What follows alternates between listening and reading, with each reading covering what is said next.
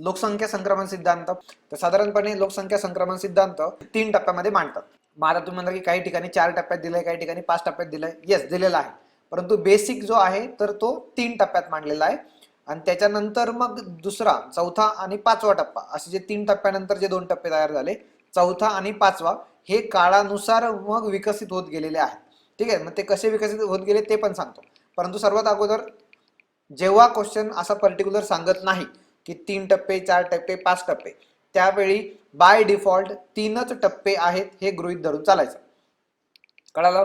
कारण की तुम्ही मग तिथे एक्झाम हॉलमध्ये असं कृपया कन्फ्युजन करून घ्यायचं नाही. जोपर्यंत एक्झाम मध्ये असं दिलं जात नाही ना की 3 टप्प्यांचा विचार करता, 4 टप्प्यांचा विचार करता, 5 टप्प्यांचा विचार करता, तोपर्यंत बाय डिफॉल्ट आपण 3च टप्पे गृहीत धरणार आहोत.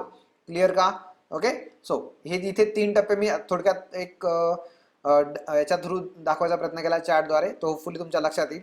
तर इथे पहिला जो टप्पा आहे तो जन्मदर आणि मृत्यूदर जास्त असण्याचा आहे. सो जन्मदर उच्च आणि मृत्यूदर उच्च, म्हणजे दोन्हीही जास्त आहे. आता मला सांगा की जन्मदर आणि मृत्यूदर हे सर्वात जास्त जे असणार आहे, तर त्यामुळं किंवा अशी जी कंडिशन ती कोणत्या देशामध्ये असणार आहे? खूप जास्त गरीब देशांमध्ये. असं का?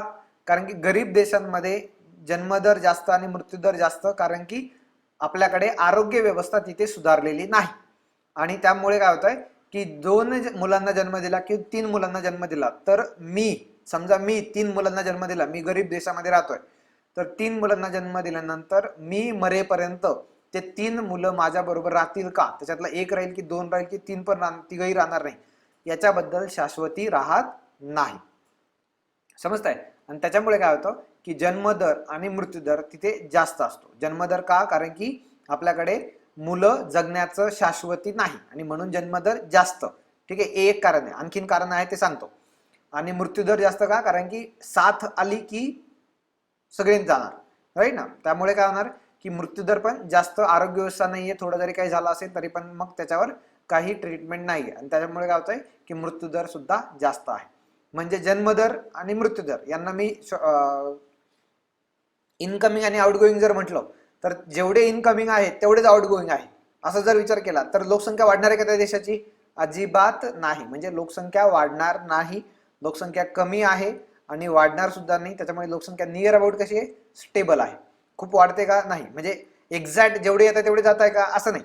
थोडेफार लोक टिकणार आहे, जन्मदर थोडा जास्तच असणार आहे मृत्यूदरापेक्षा, आणि त्याच्यामुळे लोकसंख्या थोडीशी वाढणार आहे, इतक्या मोठ्या प्रमाणात वाढणार नाही. आणि ज्या कंपॅरेटिव्हली वाढायला पाहिजे तेवढी वाढणार नाही. त्याच्यामुळे म्हटलं जातं की लोकसंख्या इथे स्थिर असते. कळालं? त्यामुळे जन्मदर आणि मृत्यूदर दोन्हीकडे पहिल्या स्टेजमध्ये जास्त असणार आहे. आता अगोदर मी काय करतोय, अगोदर जन्मदर मृत्यूदराचा मुद्दा क्लिअर करतोय आणि त्यानंतर मग बाकीचे ऍस्पेक्ट आपण क्लिअर करूयात किंवा ते डिस्कस करूयात. दुसऱ्या टप्प्यामध्ये काय झालं की जन्मदर हा उच्चच राहिला, मृत्यूदर मात्र कमी झाला.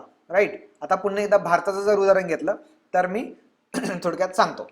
तर 1930 किंवा 1920च्या अगोदरचा भारत असं जर म्हटलं आपण, 1920च्या अगोदर भारत हे पहिल्या टप्प्यामध्ये होता. भारतामध्ये काय होतं? जन्मदर आणि मृत्यूदर दोन्ही जास्त होतं, कारण की भारतामध्ये आरोग्य व्यवस्था चांगली नव्हती. आणि जन्मदर जास्त का? कारण की आमच्याकडे जेवढ्या मुलांना मी जन्म देईल तेवढे मुलं माझ्याबरोबर, माझ्या शेवटपर्यंत माझ्याबरोबर असतील किंवा मला साथ देतील अशी काही शक्यता नव्हती. त्याच्यामुळे जास्तीत जास्त मुलं असण्याची प्रवृत्ती आणि मृत्यूदर पण जास्त. हा भारत 1920च्या अगोदरचा. ठीक आहे. 1920 नंतर काय झालं? राखीव आणि सोपीव आठवत आहे का राज्यांमध्ये? प्रांतांमध्ये राखीव आणि सोपीव, याच्यामुळे काय झालं? सोपीव मुद्दे कुठे आले? तुमचे आरोग्य व्यवस्था ही तुम्ही निवडून दिलेल्या लोकप्रतिनिधींकडे आली, आणि ते लोकप्रतिनिधी जनतेला जबाबदार होते, म्हणून त्यांनी काहीतरी काम करायला सुरुवात केली. आणि काय झालं? मग आपल्याकडे आरोग्य व्यवस्था थोडीफार सुधारायला सुरुवात झालेली आहे. आणि मग 1930 पासून पुढे जर म्हटलं मी की अगदी 2000 पर्यंतचा, तर या केसमध्ये काय झालं? भारतातली जन्मदर जो आहे तो जन्मदर कसा होता? हा आता वाढणारच आहे किंवा तो अगोदरचा आहे तेवढाच आहे, पण मृत्यूदर कसा झालाय? कमी झालेला आहे. म्हणजे मृत्यूदर काय झालाय? डाऊन झालेला आहे, कमी झालेला आहे. मग मृत्यूदर कसा कमी झाला? तर आम्ही आरोग्य व्यवस्था सुधारलेली आहे. मग आरोग्य व्यवस्था जर सुधारली तर मग जन्मदर का नाही कमी झाला? त्याचवेळी मृत्यूदरच का कमी झाला दुसऱ्या टप्प्यामध्ये? जर तुम्ही अगोदरच्या केसमध्ये काय म्हटलं की जन्मदर जास्त का होता? कारण की मुलं जास्त असण्याची वृत्ती होती. कशामुळे? कारण की गरीब आहेत, कधीपर्यंत जगतील कधीपर्यंत नाही, काही शक्यता नव्हती. आता दुसऱ्या टप्प्यामध्ये काय झालं, आरोग्य व्यवस्था थोडीफार सुधारली. मग थोडीफार सुधारल्यामुळे काय झालं, मृत्यूदर कमी झाला, परंतु जन्मदर आहे तेवढाच आहे किंवा उच्चच आहे. मग जन्मदर हा दुसऱ्या पातळीमध्ये काय होत नाही किंवा दुसऱ्या टप्प्यावर कमी होणार नाही, तो तेवढाच राहणार आहे. कशामुळे तेवढं राहणार आहे? कारण की जो समाज थोडाफार शिक्षण घ्यायला सुरुवात झाली आहे, तर तो समाज लगेचच्या लगेच मुलं कमी जन्म देण्याच्या प्रवृत्तीवर भर देणार नाही. लगेचच्या लगेच हा सामाजिक बदल आहे, तो बदल होणार नाही. मग तुम्ही म्हणाल की सामाजिक कसा, मृत्यूदर कसं काय डायरेक्ट कमी झाला? तर समजून घ्या की मृत्यूदर, एखाद्याचा मृत्यू जर रोखायचा असेल तर काय करतो आपण? दवाखान्यात नेतो, इंजेक्शन देतो, एक्सटर्नल बाबी आहे, गोळ्या देतो, औषध देतो, त्याच्यावर ऑपरेशन करतो. हे काय एक्सटर्नल ॲट्रिब्यूट्स आहेत किंवा एक्सटर्नल घटक आहेत. त्याला बाहेरून ते दिलं जातं आणि त्यामुळे तो काय होतोय, त्याचा मृत्यू लांबवला जातोय, तो होत नाही, मृत्यू होत नाही त्यावेळी. समजतंय? म्हणून काय झाला, मृत्यूदर कमी झाला, एक्सटर्नल फॅक्टर आहे. परंतु मुलांना जन्म कमी द्यायचा, राईट ना, आपल्याकडे काय, मुलं देवा घरची फुलं, राईट ना, देतो ईश्वर देतो, किंवा बाकीच्या धर्मामध्ये पण वेगवेगळ्या संकल्पना आहे. मग जन्मदर जास्त असण्यामागे कारण त्याचे की आमच्याकडे कसं आहे, लगेचच्या लगेच कमी न होण्यामागे कारण काय, की आम्हाला आतून जोपर्यंत वाटत नाही, आतून म्हणजे काय, आम्ही त्याच्यावर विचार करत नाही की जन्मदर जास्त असण्यापेक्षा किंवा जास्त मुलं असण्यापेक्षा आपण कमी मुलांना चांगलं शिक्षण देऊ, अशी समज जोपर्यंत स्वतःहून आतून येत नाही तोपर्यंत जन्मदर काय असणार आहे, वाढीवच असणार आहे.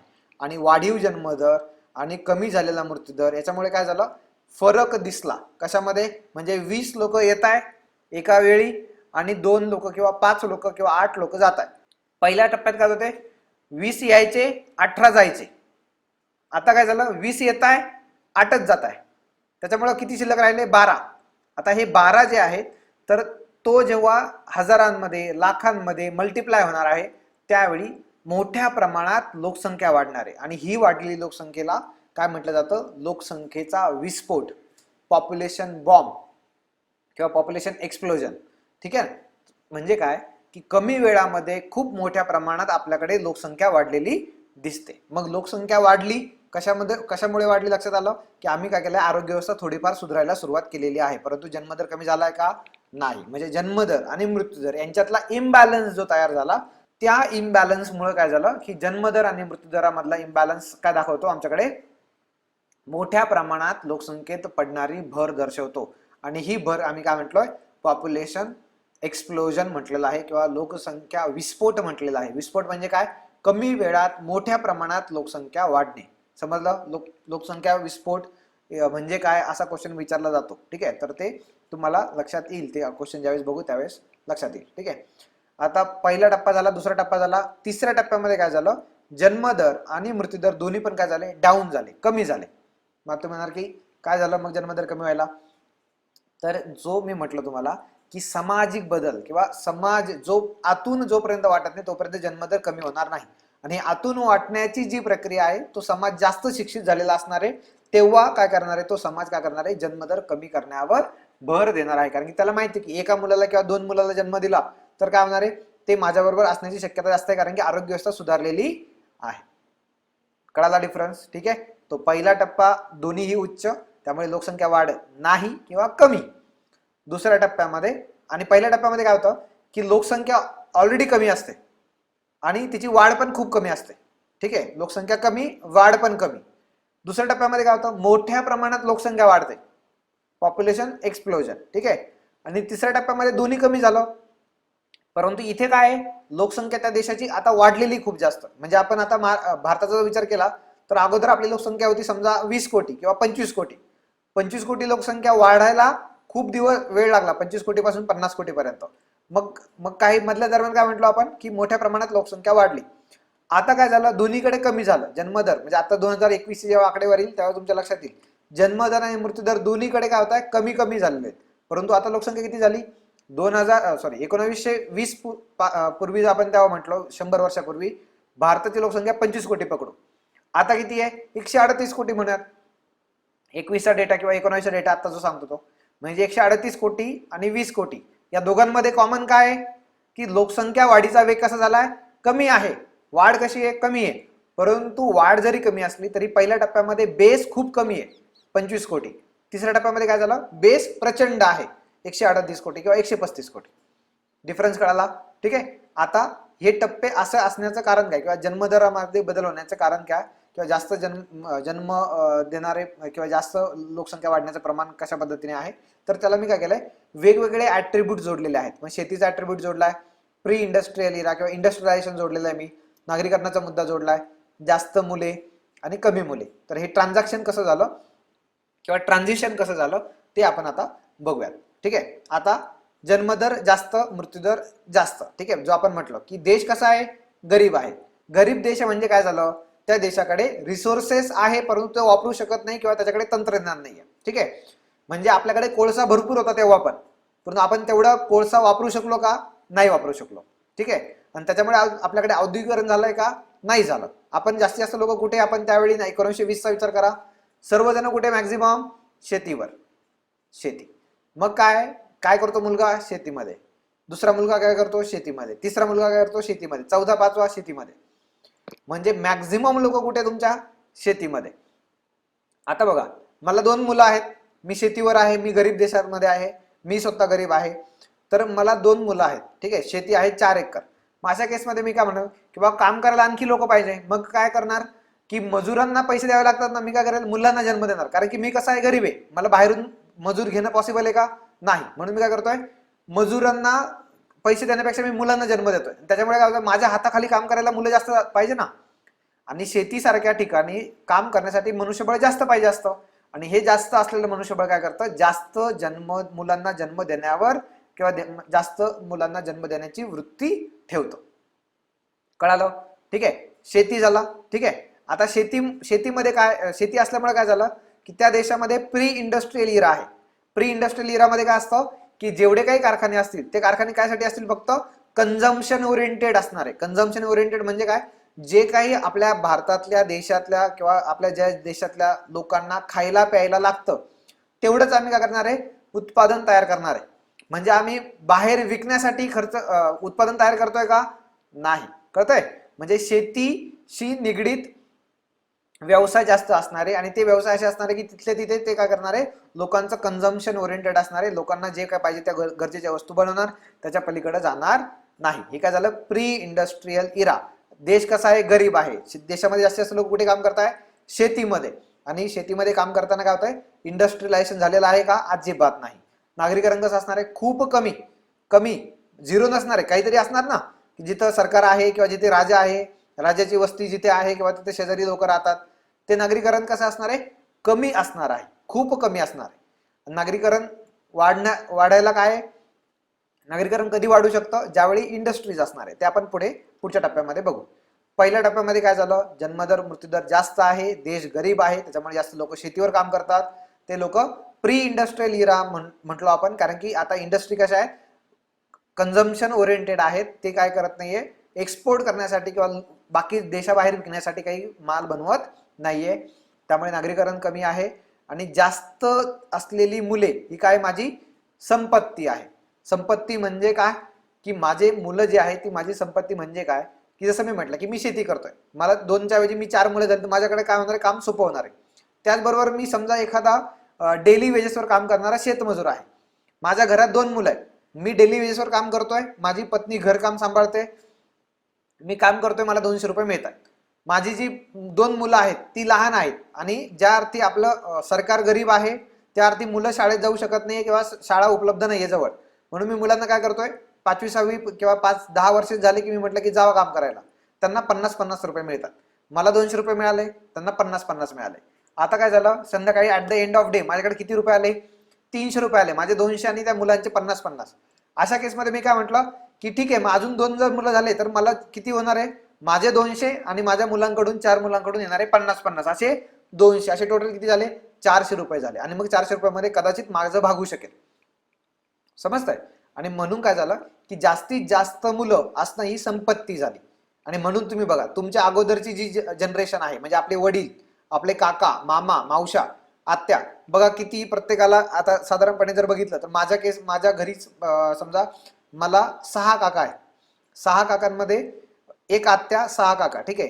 3 मावशा, 3 मामा, म्हणजे ते 6 जण, आम्ही 7 जण, म्हणजे जे मामाकडचे जे 6, आणि वडिलांचे 6 भाऊ आणि 1 आत्या, म्हणजे टोटल वडील जो पकडून 7 आणि आत्या 8, असे टोटल 8 मुलं. म्हणजे याच्यामुळे काय झालं की मॅक्झिमम मुलं असण्याची टेंडन्सी. आणि का? कारण की शेतीमध्ये काम करायला लोक लागतात. कळालं? आता ही जास्त मुले संपत्ती असण्याचं कारण तुम्हाला कळालं. ठीक आहे. आणि ज्या अर्थी जास्त लोक शेतीवर अवलंबून आहेत त्या अर्थी ते लोक काय काम करणार आहे ते लोक कसे राहणार आहे? एकत्र कुटुंब. शेतीवर काम करणार ना, तर शेतीमध्ये काम करायला कसे लोक पाहिजेत? जास्तीत जास्त लोक पाहिजेत. मग जास्तीत जास्त लोक असण्यासाठी आपलं कुटुंब कसं असायला पाहिजे? एकत्रित असायला पाहिजे. लक्षात घ्या, एकत्रित कुटुंब असणं हे शेतीची गरज आहे. अदरवाईज काय होणार? कामासाठी दुसरे लोक आणावं लागणार ना. त्यामुळे एकत्रित कुटुंब असल्यामुळे काय झालं की शेती काम करणं सोपं झालं. आणि याच्यामुळे मुलं वाढीला प्रोत्साहन मिळालं. तुम्ही म्हणणार की कसं? मुलं कसं वाढणार? शेतीमध्ये असलं तर पहिलं कारण मिळालं. ठीक आहे. दुसरा मुद्दा, मुलं सांभाळण्याचा प्रेशर नाही. म्हणजे आता मी जर बघितलं माझ्या केसमध्ये पर्सनली, तर माझे वडील सगळ्यात लहान भावांमध्ये. मग त्या केसमध्ये काय झालं की मुलगा जे म्हणजे वडील जे आहेत तर सगळ्यात लहान असल्यामुळे माझ्या घरामध्ये सर्वात मोठे काका किंवा आजी आजोबा असणार आहे. म्हणजे बाळ झाल्यानंतर त्याला सांभाळण्यासाठी आजी आजोबा असणार, काका काकू असणार आणि सर्वात मोठे काका काकू आणि आजी आजोबा घरी थांबणार. बाकीचे सगळे शेतीमध्ये काम करायला जाणार. मग याच्यामुळे काय झालं की मुलं वाढवण्याची जबाबदारी आई वडिलांवर डायरेक्ट आलेली नाही. आणि त्याच्यामुळे काय झालं की जे बर्डन असतं मुलं वाढवण्याचं जो म्हणजे जी प्रक्रिया आहे त्याच्यामध्ये आई वडील जास्त समाविष्ट होत नाही. आणि त्याच्यामुळे एक एक्स्ट्रा किंवा एक जास्त मूल झालं किंवा एक दुसरं मूल झालं किंवा तिसरं मूल झालं, त्याला जन्म देण्यापर्यंत आई वडिलांचा जास्त रोल आहे. परंतु वाढवण्यासाठी एक तर घरातले आजी आजोबा किंवा काका, मोठे काका काकू, नाहीतर मग मोठे बहीण भाऊ जे चुलत आहेत. समजताय? आणि याच्यामुळे काय होतं की एकत्र कुटुंब पद्धतीमध्ये मुलगा किंवा मुलगी जेव्हा जन्म घेतो तर त्याला वाढीसाठी जे आहे विशेष एफर्ट्स घ्यावे लागत नाही आई वडिलांना. सांभाळ जे करण्याची जबाबदारी ती कोणाची? पूर्णपणे ती आजी आजोबांची आहे. समजताय? म्हणून एकत्र कुटुंब पद्धतीमध्ये मुलं जास्त असण्याची टेंडन्सी जास्त असते किंवा वाढते, कारण की त्यांना शेतीमध्ये काम करायला लागतात. आणि प्लस आपल्याला जो जे मुलगा आहे तो त्याचं वाढवण्याचं दडपण आपल्यावर डायरेक्टली नसतं. ठीक आहे. दुसरा काय म्हटलंय? रूढीग्रस्त समाज. रूढीग्रस्त समाजामध्ये म्हणजे काय की बाबा आपल्याकडे आजारी पडल्यानंतर काय होतंय, एखाद्या मांत्रिकाकडे घेऊन जा, किंवा मग आपल्याकडे ज्या वेगवेगळ्या प्रथा आहेत की बाबा ग्रामीण भागामध्ये महिलांना काय होत नाही, समजा अजूनही डोक्यावर पदर घेणं असणारे किंवा काही अंधश्रद्धा पाळणं असणारे.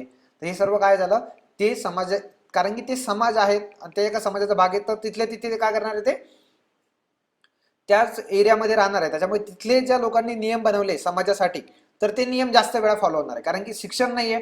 शिक्षणामुळे ते विचार करू शकत नाहीये आणि जे चालत आलेल्या गोष्टी आहेत त्याच पुढे काय राहणार आहे? कंटिन्यू राहणार आहे. हे गरीब देशातील मॅक्झिमम लोकांचं उदाहरण, किंवा आजही भारतातील सगळ्यात गरीब जे लोक आहेत त्या लोकांचं हे उदाहरण, की जे अजूनही शेती करतात, प्री इंडस्ट्रियल इरामध्ये जगतात किंवा त्यांचा आणि इंडस्ट्रीचा काही जास्त संबंध नाही. ते ग्रामीण भागामध्ये जगतात. जास्त मुलं असण्याची प्रवृत्ती त्यांची आहे. एकत्र कुटुंब त्याच्यामुळेच आहे आणि ते काय रूढीग्रस्त आहे. कळालं? हा पहिला टप्पा झाला.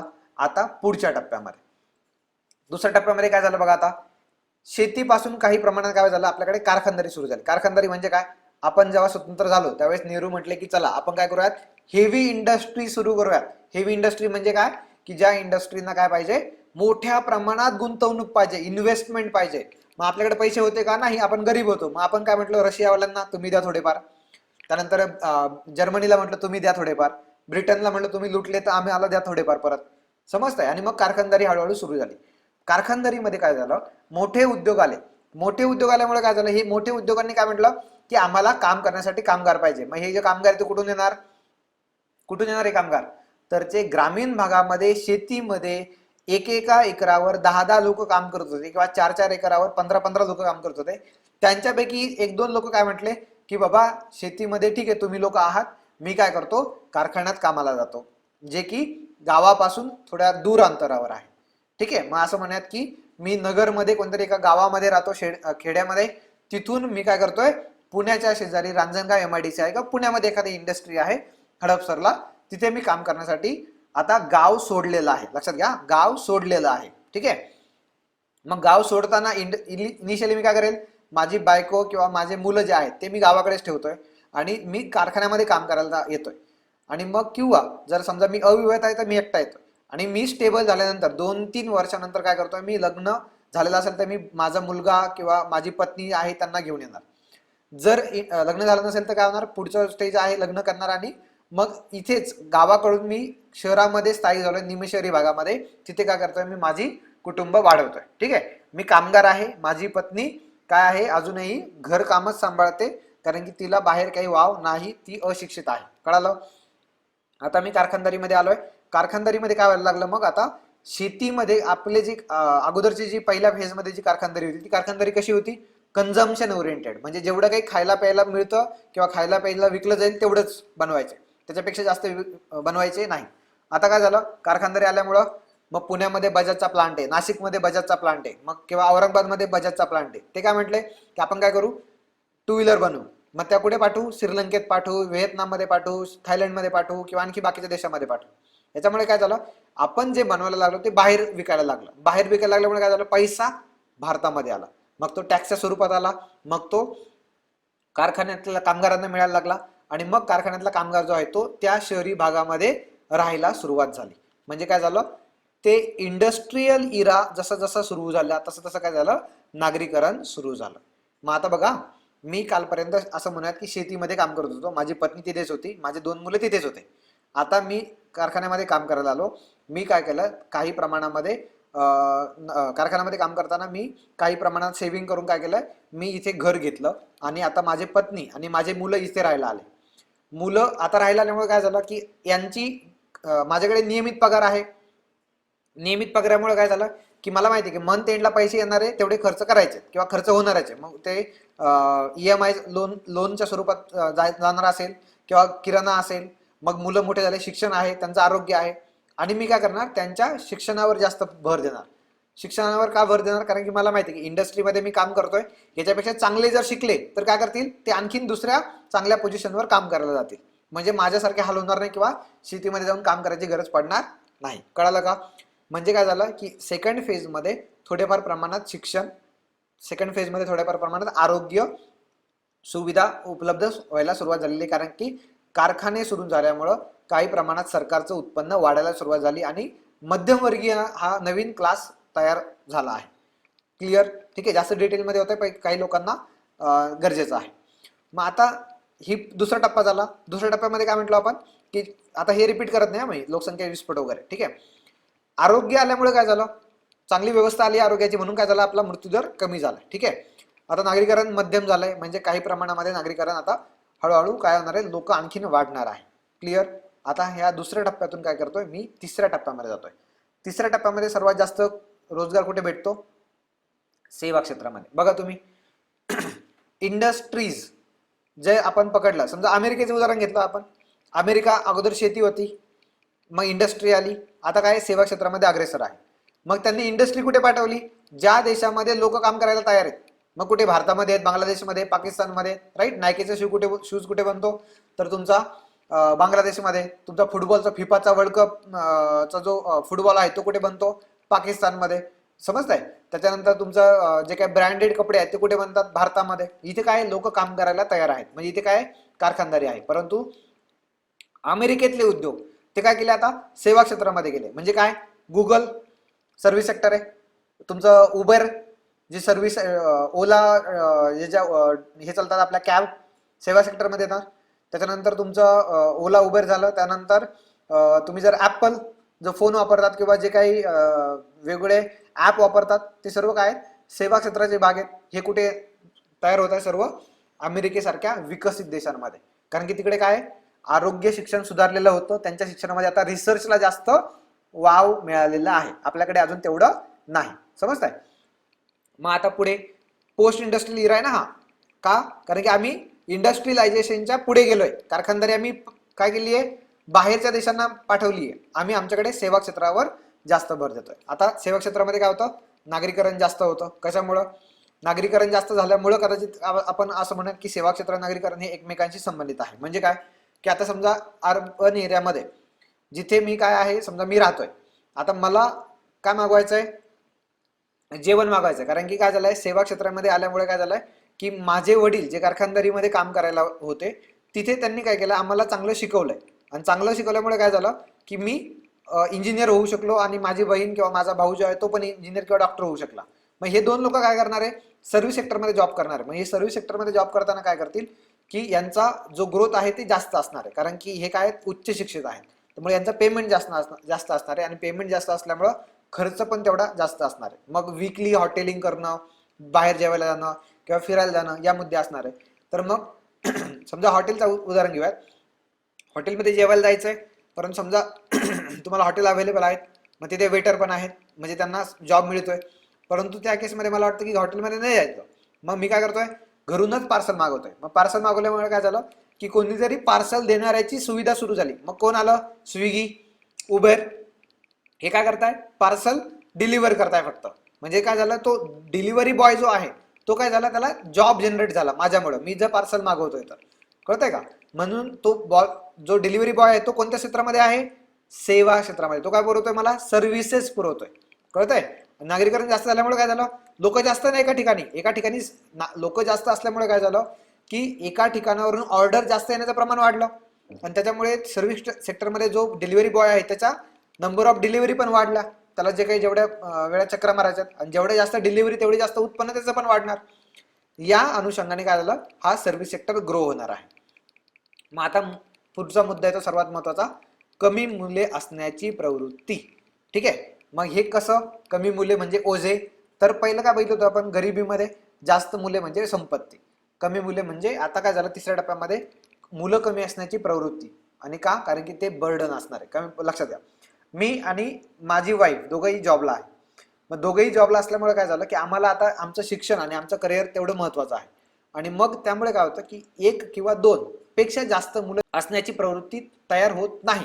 कशामुळे नाही होत, तर मुलांची वाढ करण्यासाठी, जे की आम्ही आता गावाकडून इकडे शिफ्ट झालेलो आहोत, त्याच्यामुळे आमच्याकडे आजी आजोबा गावाकडे राहतात किंवा घरात मोठं कोणीच नाहीये आणि आमचं दोघांचं करिअर पण आम्हाला महत्वाचं आहे. अशा केसमध्ये जास्त मुलांना जन्म देण्याची प्रवृत्ती दिसत नाही, कारण की आम्हाला तेवढा वेळ नाहीये आणि मुलांना वाढवण्यासाठी जेवढे काही एफर्ट्स लागतात तेवढे एफर्ट देऊ शकत नाही. आणि म्हणून मुलांची जे वाढ होते त्या दरम्यान काय होतं की मला माझं करिअर कुठेतरी कॉम्प्रोमाइज करावं लागतं. आणि म्हणून काय होतं, child is become a burden in third phase. लक्षात घ्या. ठीक आहे, त्यामुळे मुलगा काय झाला, हा बर्डन झालेला आहे त्यांच्या आई वडिलांवर. आणि मग काय होणार आहे, त्याच्यामुळं एक किंवा दोन किंवा असे पण आहेत की आता मुलं जन्म घालणं सुद्धा नाकारतात. जसं तुम्ही पुनावाला जे आहे पुण्यामध्ये, त्यांच्या ज्या मिसेस आहेत तर त्या ज्या आहेत तर त्यांनी बाळाला जन्म दिलेला नाही, कारण की त्यांचं करिअर महत्वाचं आहे. परंतु त्यांनी काय केलंय, 15-20 किंवा 100 मुलांसाठी अनाथ आश्रम ओपन केलेला आहे. म्हणजे जे अनाथ आश्रममध्ये काय करतो, आम्ही पैसे देतो, त्यांची वाढ कशी करायची त्यासाठी व्यवस्था निर्माण करतो, परंतु मी स्वतः बाळाला जन्म देऊ शकत नाही. हे कधी होतं, ज्यावेळी तो समाज खूप जास्त शिकलेला आहे आणि त्या समाजातले मॅक्झिमम लोक काय आहेत, व्यवस्थेमध्ये किंवा इकॉनॉमीमध्ये इन्व्हॉल्व्ह झालेले आहेत. जसं पारसी समाज जर बघितला आपण तर 50,000 पेक्षा कमी लोकसंख्या त्यांची शिल्लक आहे. हे कशामुळे की पारसी समाजामध्ये शिक्षणाचं प्रचंड मोठं प्रमाण आहे, इक्वल राईट्स भेटतात, मुलं आणि मुलींना इक्वली एज्युकेशन मिळतं, त्याच्यामुळे मुली सुद्धा तेवढ्या मोठ्या प्रमाणात उच्च पदावर काम करताना दिसतात. आणि त्याबरोबर त्याच्यामुळे काय होतं की माझ्या करिअरमध्ये मला बाळ देण्यासाठी ब्रेक घ्यावा लागतो, जो मला परवडणार नाही. त्या केसमध्ये मी बाळ दत्तक घेते, अदरवाईज जन्मच देत नाही. बाकीचे जे बाळ आहेत त्यांना मी संगोपनासाठी मी पैसे देण्याची तरतूद करून ठेवते. कळतंय का? म्हणजे या अँगलनी ही थर्ड फेज होते. ठीक आहे, विभक्त कुटुंब बाय डिफॉल्ट आहे, कारण की शेतीपासून आम्ही गावाकडे दूर आलोय, त्यामुळे आई वडील किंवा मोठा भाऊ तिकडे आणि जो लहान भाऊ किंवा कोणताही भाऊ काय असणार आहे शहरामध्ये असणार आहे. तर कुटुंब कसं झालंय आता, विभक्त कुटुंब झालंय. लक्षात घ्या, आपला लोकसंख्येचा अप्रोच सुद्धा म्हणजे लोकसंख्या धोरण जे आहे ते सुद्धा एकत्र कुटुंब असण्याला वाव देत नाही. एकत्र कुटुंब असण्यापेक्षा ते म्हणतं की विभक्त कुटुंब असण्याला ते प्रमोट करत आहे. तू म्हणणार की कसं, तर का, कारण की विभक्त एकत्र कुटुंब पद्धतीमध्ये काय होतंय की तुम्हाला बाळाला वाढवण्यासाठी एफर्ट्स घ्यायची गरज पडत नाही आई वडिलांना, कारण की बाळ जे आहे ते आजी आजोबा किंवा मोठ्या काकाकडे वाढतं. परंतु विभक्त कुटुंब पद्धतीमध्ये बाळ कमी असण्याची किंवा मूल्य कमी असण्याची वृत्ती वाढते, कारण की त्यांची जी ते मूल आहे ते काय असणार आहे, ते त्यांच्यावर बर्डन असतं. आणि इथे जे आहे तर आपल्याला माहिती आहे किंवा एक मुलगा झाला किंवा मुलगी असली किंवा दोन मुलं झाले की मग काय करतात, त्यांचं शिक्षण चांगलं असण्यावर भर देतो, त्यांचं आरोग्य चांगलं असण्यावर भर देतो, कारण की आता आई आणि वडील दोघेही शिकलेले आहेत. आणि थर्ड फेजमध्ये जेव्हा सेवा क्षेत्राचा विस्तार झाला असतो, त्या फेजमध्ये काय होतं, सेकंड फेज पेक्षा थर्ड फेजमध्ये ज्या महिला शिकलेल्या आहेत त्यांना काय झालेलं आता क्षेत्र खुलं झालेलं आहे. म्हणजे तुम्ही दिसणार मग तुम्हाला की मॅनेजर लेवल पर्यंत काही काही कंपन्यांच्या सीईओ अगदी महिला झालेल्या आहेत. ते बिकॉज ऑफ तुमचं नागरीकरण वाढलेलं आहे, तिथे महिलांना इक्वली राईट्स आहेत गावापेक्षा शहरी भागामध्ये, आणि त्यामुळे काय झालंय, महिला त्याच पद्धतीने शिक्षण घेऊन पुढे जाऊ शकतात. कळालं? आणि मग काय झालंय की हा थर्ड फेज मध्ये तो जो तुमचा समाज आहे, तुम्ही काय करतात, तो समाज नाकारतात. कोणता समाज नाकारता तुम्ही? जुना समाज, जो रूढी मानतो किंवा तो जाती व्यवस्था मानतो. तो गावाकडे असतो ना की एक पर्टिक्युलर एखाद्या समाजाच्या नावाने किंवा जातीच्या नावाने गल्ली किंवा ते वस्त्या असतात की पर्टिक्युलर जातीची वस्ती इथे किंवा गावाबाहेर मग दलित कुटुंब राहणार, या अँगलने. तर तुम्ही एखादा व्यक्ती दलित आहे आणि तो गावाकडून शहरी भागामध्ये आला, त्या शहरी भागामध्ये आल्यानंतर तो कशा नावाने कशाने ओळखला जाणार आहे, तर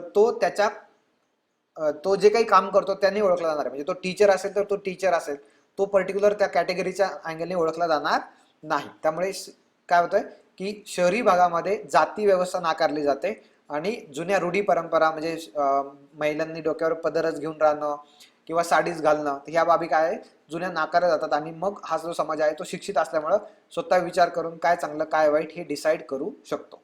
कळालं? आणि त्यामुळे कदाचित आंबेडकरांनी आपल्याला काय सांगितलं होतं, गावाकडून शहराकडे चला. शहर काय करत नाही, जाती व्यवस्था मानत नाही, हा एक मुद्दा त्यांचा होता. ठीक आहे, ते बाकीचे मुद्दे काय होते किंवा काय ते आपल्याला इथे गरजेचं डिस्कस करणं गरजेचं नाही. होपफुली तुम्हाला हे मुद्दे कळाले असेल. ठीक आहे, पहिल्या टप्प्यामध्ये, दुसऱ्या टप्प्यामध्ये, तिसऱ्या टप्प्यामध्ये काय होतं, याच्या पलीकडे आयोग क्वेश्चन विचारणार नाही याची गॅरंटी. ठीक आहे, एवढं जर केलं, एवढं जर माहिती आहे, त्याच्या पलीकडे जायची गरज राहणार नाही. आता लोकसंख्या वाढ कशा कशा पद्धतीने झालेली आहे, तर आता एक टेबल आहे आपल्या बुकमध्ये, तर तोच टेबल मी इथे घेतलेला आहे समोर. तर इथे दिलेला आहे की भारताची लोकसंख्या किती होती 1911ला, 25 कोटी. आणि त्याच्यानंतर आता किती आहे 2011ला, 1911ला किती होती, 25 कोटी. आणि 2011 साली किती आहेत, 121 कोटी. म्हणजे नियर अबाउट 100 कोटी आपण वाढलेली आहे. ठीक आहे, तर इथे लोकसंख्या कोटीमध्ये आहे. डिकेडल ग्रोथ रेट आहे, म्हणजे दशवार्षिक दर मागच्या 10 वर्षामध्ये किती वाढली, तर 2001 पासून 2011 पर्यंत किती वाढली इथे, 17.64. 1991 ते 2001 किती वाढली आहे, 21.54. ठीक आहे, या पद्धतीने ती आहे. मग याच्या आधारावर म्हणजे इथे बघा, पहिल्या टप्प्यामध्ये काय दिसतंय, इथे लोकसंख्या निगेटिव्ह दिसते. पहिल्या 2 टप्प्यामध्ये दिसला इथे -0.31, म्हणजे लोकसंख्या कमी झाली होती. त्यावेळेस साथीचे आजार वगैरे हे खूप सारे कारण होते. नंतर इथे काय दिसतंय, 11 पासून तर 51 पर्यंत लोकसंख्येची वाढ कशी आहे, कमी आहे.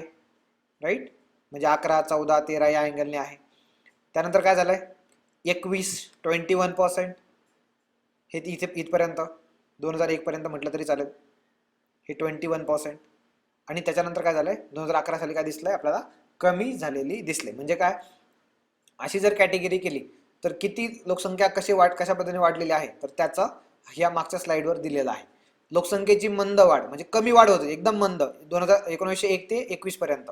राईट, म्हणजे मंद किती जे दिसते 5%, नंतर मायनस म्हणजे काय झाली, कमी झालेली, खूपच कमी झालेली. राईट, त्यानंतर लोकसंख्येची स्थिर वाढ, कॉन्स्टंट आहे, खूप जास्त वाढत नाहीये, भीती दाखवत नाहीये. राईट ना, तर मग कॉन्स्टंट काय दिसतंय, 11, 14, 13 या दरम्यान. आणि त्यानंतर लोकसंख्येची वेगवान वाढ, ती वेगवान किती होती, 20%च्या पुढे होती कंटिन्युअसली, 21, 24, 24, 23, 21.54. हे काय झालं, मोठ्या प्रमाणात वाढलेली आहे. आता याच्यामध्ये एक गोष्ट लक्षात ठेवायची असेल तर सर्वात जास्त वाढ कधी झालेली आहे, तर ती आपली 24.80, म्हणजे कधी दिसते आपल्याला ती 1971. म्हणजे कधी 1971 म्हणजे कधी, 1961 पासून तर 1971 पर्यंत. ठीक आहे, म्हणजे हे जे 10 वर्ष होते त्या 10 वर्षामध्ये काय दिसलं आपल्याला, लोकसंख्येची वाढ प्रचंड होती. 24.80 म्हणजे जवळपास 25%, म्हणजे 4 मागे 1 लोकसंख्या, लोक आपल्याकडे वाढत होते आणि इतक्या मोठ्या प्रमाणात ती वाढ आपल्याकडे दिसते. ठीक आहे, आणि त्यानंतर मग काय झालंय, डिक्रीज झाली. ते कसं लक्षात ठेवायचं ते मी सांगतो. ठीक आहे, आपण पुढे आपण जेव्हा नोट्स बघणार त्यावेळेस मी ते तुम्हाला हायलाइट करायला सांगेल. ठीक आहे, त्यानंतर इथे जे म्हटलंय की बाबा 81 ते 2001 या दरम्यान काय झालं, अतिवाढीची भीती घालवली. म्हणजे भीती घालवली, कोणाची भीती घालवली आहे, तर अतिवाढ म्हणजे कधी जाऊन थांबेल, कुठे जाऊन थांबेल ही लोकसंख्या, याची भीती वाटत होती. कोणाला, आपले धोरण निर्मिती करणाऱ्यांना, जे राज्यात सत्तेमध्ये होते त्यांना. मग असं काय झालं तर जे इथे दिसलंय की 81 नंतर कमी झालेली, 81 नंतर बघा, मग 81 नंतर काय झालं आपल्याकडे समजा 23.87, 21.54 आणि 17.64, हे काय झालं डिक्रीजिंग आहे, कंटिन्युअसली डिक्रीजिंग आहे, डाऊन आहे. आणि मग हे डाऊन दिसल्यामुळं किंवा हे कमी होताना हे दिसतंय, याच्यामुळे काय झालं की आपल्याला कमिंग डेज मध्ये कुठेतरी जाऊन ही लोकसंख्या स्थिरावेल असा विश्वास तयार झाला. ठीक आहे. हा क्वेश्चन प्रिव्हियस इयरच्या क्वेश्चन पेपरमध्ये चार्ट विचारला गेला होता आणि त्यामुळे मी त्याच आधारावर हे तयार केलेलं आहे. आणि जो नवीन मुद्दा आहे किंवा जे नवीन चार्ट आहे 2000 आपला 11वीच्या इकॉनॉमिक्सच्या बुकमध्ये, तर तो मी इथे दिलेला आहे. त्यांनी हे जे आहे अॅन्युअल ग्रोथच्या आधारावर केलेला आहे, म्हणजे वार्षिक वाढ जी झालेली आहे त्या आधारावर त्यांनी ही कॅटेगरी केलेली आहे. म्हणजे 1911 ते 21 मध्ये अत्यल्प घट म्हटली आहे, 31 ते 21 मध्ये पॉझिटिव्ह ग्रोथ, 51 पासून पुढे इन्क्रीज इन पॉप्युलेशन, 71 पासून 2001 पर्यंत पॉप्युलेशन एक्सप्लोजन, हे लिहून ठेवा. क्वेश्चन जर विचारला गेला तर हा चार्ट पूर्ण लिहायचा, हे 4-5 मुद्दे लिहायचे तुम्हाला कंपल्सरी. आणि नंतर मग त्यांनी काय म्हटलंय की स्लो ग्रोथ कधी झाली आमची 2001 ते 2011च्या दरम्यान स्लो ग्रोथ दिसते. मग बघूयात थोडक्यात हा जो चार्ट इथे जो दिलेला आहे, तर इथे बघा ही स्लो ग्रोथ कधी म्हटली त्यांनी 2001 पासून पुढे, तर इथे काय दिसतं आपल्याला, इथे ही स्लो ग्रोथ दिसते, हे अॅन्युअल आहे, वार्षिक आहे. आणि इथे काय दिसतं आपल्याला, लोकसंख्येची वाढ काय वेगवान आहे, पॉप्युलेशन एक्सप्लोजन झालेलं आहे. ठीक आहे, म्हणजे हे 2.1 पण पकडू शकतो आणि 1.9 पण पकडू शकतो, म्हणजे नियर अबाउट ते 2च्या जवळपास आहे. आणि आता रिसेंटमध्ये काय दिसलं आपल्याला 1.64 किंवा 1.6% असल्यामुळे काय झालंय की आता घट होणार आहे, आपली लोकसंख्या कुठे जर जाऊन थांबणार आहे, त्याच्यानंतर लोकसंख्येमध्ये घट होणार आहे. ठीक आहे. हा चार्ट जो आहे हा पण तुमच्या वहीमध्ये लिहायचा आहे आणि हा चार्ट सुद्धा आपण आपल्या वहीमध्ये लिहायचा आहे. मग तो जो तुम्ही म्हणणार की हे याच्यातलं काय लिहायचं, ते मी पुन्हा एकदा आपण जेव्हा नोट्स चालू करू त्यावेळेस मी नोट्समध्ये ते सांगेल तुम्हाला याच्यातला काय मुद्दा लिहायचा ते. ठीक आहे. आता एज स्ट्रक्चर, भारतामध्ये वय संरचना, आपण म्हणतो ना की डेमोग्राफी डिव्हिडंड कधी भेटणार आहे, तर तो मुद्दा या स्लाइड मधून कव्हर होणार आहे.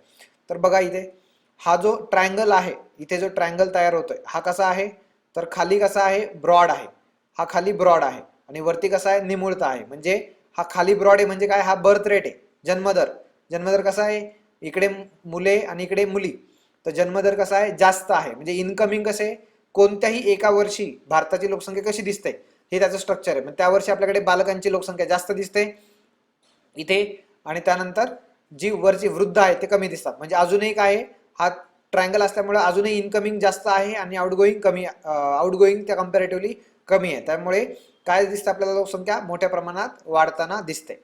मग आता 2017 साली काय झालंय, हळूहळू काय झालं, हा जो इनकमिंग वाला बर्थ रेट जो आहे रेट, तो काय झाला इथल्यापेक्षा म्हणजे अगोदरच्या पेक्षा काय झाला कमी झालेला आहे, इथल्यापेक्षा तो कमी झालाय. त्याच्यामुळे याचा अर्थ काय झाला, आपल्याकडे बर्थ रेट कमी व्हायला सुरुवात झाली. आणि जो जास्तीचा बर्थ रेट होता तो आता कुठे गेला, या एज मध्ये. हा एज ग्रुप काय आपला कार्यकारी वयोगट आहे. हा कार्यकारी वयोगट म्हणजे काय की जे लोक आपला काय करू शकतील, अर्थव्यवस्थेमध्ये आपलं योगदान देऊ शकतील, हे इतके. आणि हे असल्यामुळे काय झालं की हे अर्थव्यवस्थेमध्ये योगदान देऊ शकत असल्यामुळे काय झालं की यांच्याकडून आपली अर्थव्यवस्था ग्रोथ होणं अपेक्षित आहे. जी काय होणार आहे की यांना चांगलं शिक्षण, चांगलं आरोग्य मिळालं असतं तर काय करणार आहे, चांगल्या पद्धतीने अर्थव्यवस्थेमध्ये इनपुट्स देणार आहेत. आणि मग पुन्हा काही दिवसांनी काय होणार आहे, हेच लोक जे आज तरुण आहेत ते उद्या वरती शिफ्ट होतील, म्हणजे काय हे वृद्ध होतील आणि इनकमिंग कशी असणार आपल्याकडे आणखी कमी झाली असेल. म्हणजे आपल्याकडे तरुण लोकसंख्या कमी होईल आणि वृद्ध लोकसंख्या वाढेल. या पद्धतीचा हा चार्ट आहे. मग तुम्ही म्हणाल की डेमोग्राफी डिव्हिडंड कधी मिळतो आपल्याला, तर डेमोग्राफी डिव्हिडंड कधी मिळतो, तर जेव्हा कोणत्याही देशाची कार्यकारी लोकसंख्या जास्त असते. मग कार्यकारी लोकसंख्या कधी जास्त असणार आहे, ज्यावेळी त्या देशामध्ये बालकांची लोकसंख्या कमी असेल. बालके इथे इनकमिंग कमी असायला पाहिजे आणि हे लोक कुठे असतील, मग इनकमिंग जास्त असलेल्या अगोदरचे, तर हे तुमच्या कुठे असणार आहे, तुमच्या कार्यकारी वयोगटामध्ये, म्हणजे कार्यकारी वयोगट जास्त असायला पाहिजे. म्हणजे पहिला मुद्दा जन्मदर कमी असेल तर तुमचे काय असणार आहे, एज काय म्हणतो डेमोग्राफी डिव्हिडंड मिळणार आहे. आणि त्याच्याबरोबर काय पाहिजे, त्याच्याबरोबर पाहिजे आम्हाला हा लाईफ एक्सपेक्टन्सी, म्हणजे किती वर्ष मी जगू शकतो, हा चार्ट, ही उभी लाईन. म्हणजे जर मी म्हटलं की बाबा लाईफ एक्सपेक्टन्सी आणि अपेक्षित आयुर्मान जास्त आहे, तर त्या केसमध्ये तुमच्याकडे काय असणार आहे, जन्मदर काय असणारे, सॉरी काय असणारे, लोकसंख्या डेमोग्राफी डिव्हिडंड तुम्हाला मिळणार आहे, म्हणजे लोकसंख्या लाभांश तुम्हाला मिळणार आहे. हे लाभांश म्हणजे काय, हे लोक काहीतरी काम करतील आणि त्याच्यातून तुम्हाला नफा मिळणार आहे. नफा नफा म्हणजे त्या देशाला पैसे नाही, तर नफा म्हणजे काय, प्रत्येक जण काहीतरी काम करतोय या अनुषंगाने तो नफा. ठीक आहे, म्हणजे मॅक्झिमम आपल्याकडे डिव्हिडंड कधी मिळतो, ज्यावेळी तुमची मॅक्झिमम लोकसंख्या कार्यकारीमध्ये असते. लोकसंख्या कार्यकारीमध्ये मॅक्झिमम कधी असेल, ज्यावेळेस इन्कमिंग कमी असेल, ही इन्कमिंग जे आहे बर्थ रेट कमी असेल आणि तुमच्याकडे लाईफ एक्सपेक्टन्सी जास्त असेल, म्हणजे 70-80, तुम्ही म्हणणार की 90-100 काही हरकत नाही, असू द्या, सगळे लोक 90-100 पर्यंत जाणार नाही, परंतु 70-80-90 पर्यंत. याच्यामुळे काय होणार आहे की वृद्ध लोकसंख्या जरी वाढली असली तरी पण लाईफ एक्सपेक्टन्सी 40-45 असेल तर चालणार आहे का? म्हणजे जो व्यक्ती काम करायला सुरुवात करतो 15व्या वर्षी आणि तो लगेच जातोय 35 किंवा 40व्या वर्षी, तर हे काय लॉस आहे. त्याच्यामुळे आपण काय म्हणतो, लाईफ एक्सपेक्टन्सी 40 पेक्षा जास्त म्हणजे 70-80 पर्यंत असेल तर काय होणार आहे, प्रत्येक भारतात जन्म घेतलेला व्यक्ती 80 पर्यंत जगू शकेल आणि तो 60 पर्यंत काम करेल, 65 पर्यंत काम करेल आणि नंतर काय करणार आहे, नंतर मग तो डिपेंड असेल. पण इतकी मोठी लोकसंख्या डिपेंड असणार आहे का त्या केसमध्ये? नाही, लाईफ एक्सपेक्टन्सी जास्त असायला पाहिजे, हा मुद्दा. म्हणजे ज्यावेळी ऑप्शन जसे असतील त्या पद्धतीने आपण ट्रीट करणार. पहिला मुद्दा जन्मदर कमी असेल, दुसरा मुद्दा लाईफ एक्सपेक्टन्सी जास्त असेल, तरच आपल्याला डेमोग्राफी डिव्हिडंड मिळतो, हे लक्षात घ्या. कळालं? हे वय संरचनेचं स्ट्रक्चर आहे जे तुम्हाला परत एक्सप्लेनेशन मध्ये येईल. गरीब देशांमध्ये जन्मदर काय असणार आहे, हा काय बेस काय जन्मदर आहे आणि हा उभा काय तुमचा काय म्हणतात आपण लाईफ एक्सपेक्टन्सी आहे. तर इथे हा जन्मदर जास्त आहे, त्याच्यामुळे हा त्रिकोण दिसतो. भारतासारख्या देशामध्ये काय झाला, आता जन्मदर कंपॅरेटिव्हली कमी झाला आणि अगोदर जो इथे जन्मदर दिसतोय ही लाईन, तर ती कुठे गेली, इथे. म्हणजे काय झालं, मॅक्झिमम लोक कुठे, तुमचे कार्यकारी वयोगटामध्ये. आणि जपान सारख्या विकसित देशामध्ये काय झालंय की हे जे कार्यकारी वयोगट होता तो पुढे गेला, आता ते म्हातारे झालेत आणि जन्मदर त्यापेक्षा खूप कमी आहे. राईट, या पद्धतीने ह्या तीन देशांच्या 3 वेगवेगळ्या इमेजेस आहेत. एक्सप्लेनेशन मध्ये ह्या इमेजेस पुन्हा एकदा मी दाखवून देईल तुम्हाला, सध्यापुरतं एवढं लक्षात घ्या. ठीक आहे.